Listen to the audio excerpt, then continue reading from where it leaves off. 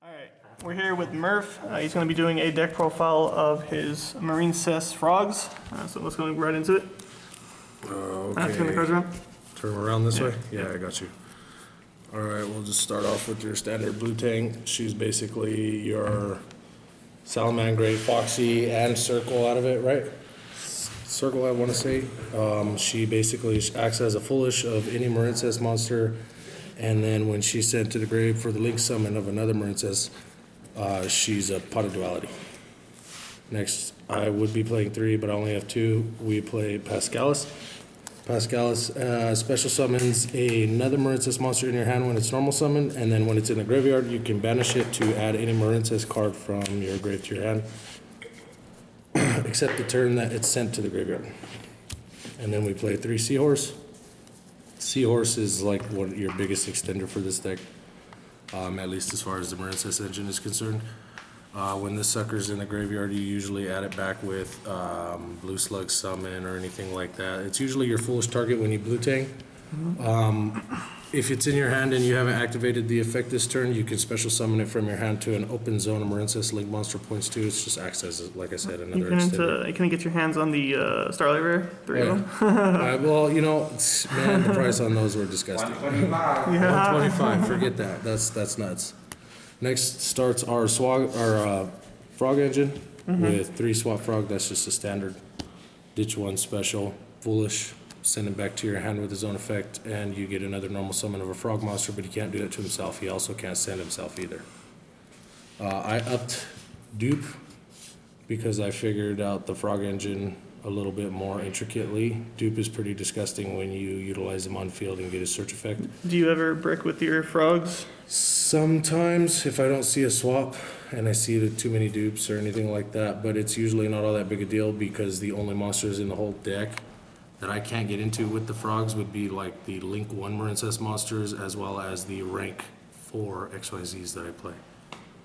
So generally I can get into whatever I need to. You shift the cards a little bit to the side. It's kind of glare. Let's get some of that out of the way. Next, finishing off the Toad engine, we're playing 2 Ronin.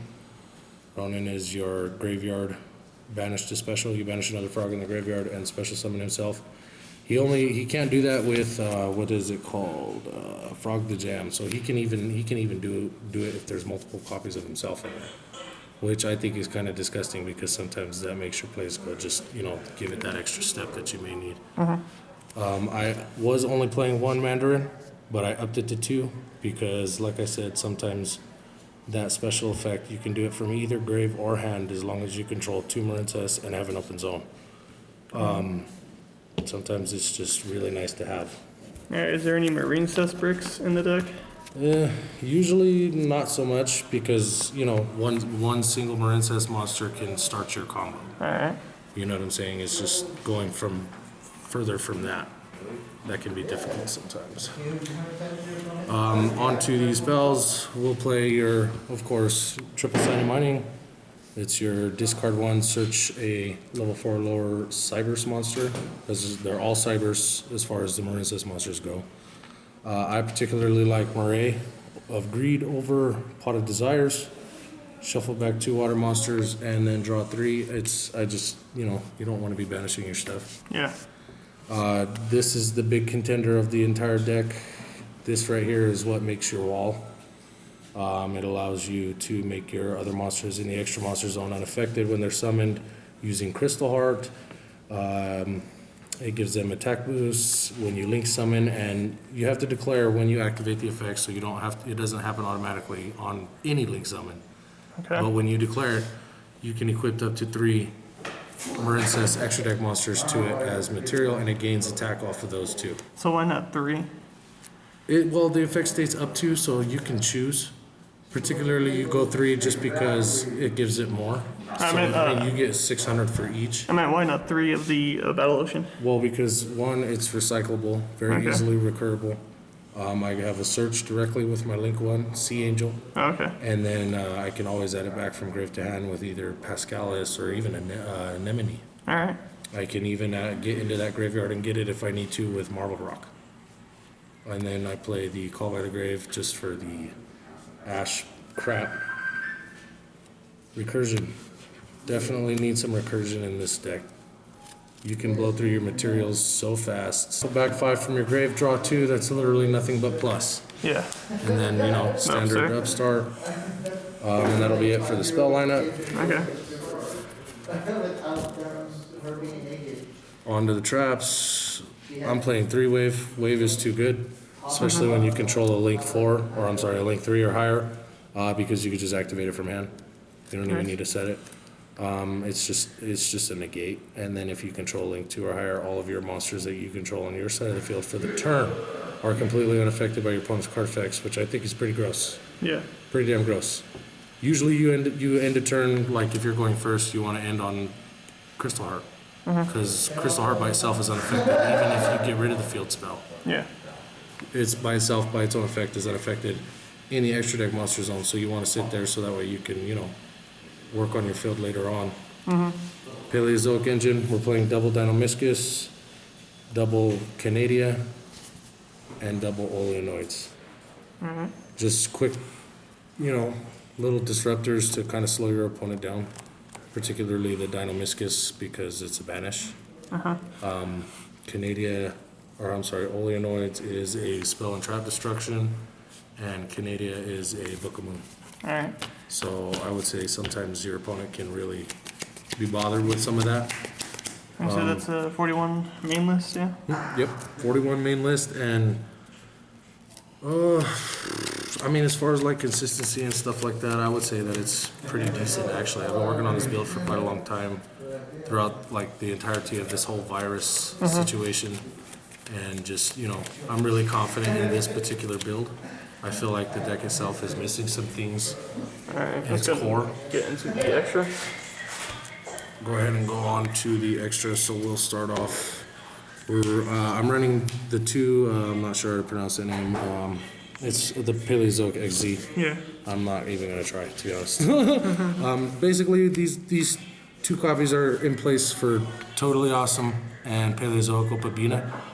I like Opabina because it has a gross, much more, you know, satisfactory effect. Yeah. It's actually pretty nasty. This one in particular isn't all that bad. I need 3 or more materials to make it happen, which isn't all that difficult to attain with the Frog Engine. But when I have traps attached to it, I can detach to destroy on your side of the field, and then if I have a trap card sent from my field to the graveyard, I can reveal the top, and if it's a trap, I can add it to hand. If not, the card goes to grave. Next we play Behemoth Shark. That's just, you know, rank 4.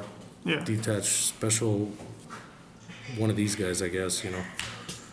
Abyss Dweller, and then Emerald. This is, you know, just for your graveyard effects, and then just a little bit of extra recursion. And then those are all of the ranks that I'm playing. Okay. But like I said, these 2 right here are just in place for Toad and Opabina. May even try this one out with Opabina. Just because it's not bad. It's pretty nice sometimes. Onto the Marincess Link Engine. We're only playing the 1 Sea Angel. It's a one-time search for the field spell when it's summoned. The main reason is that, especially if you don't have it right away.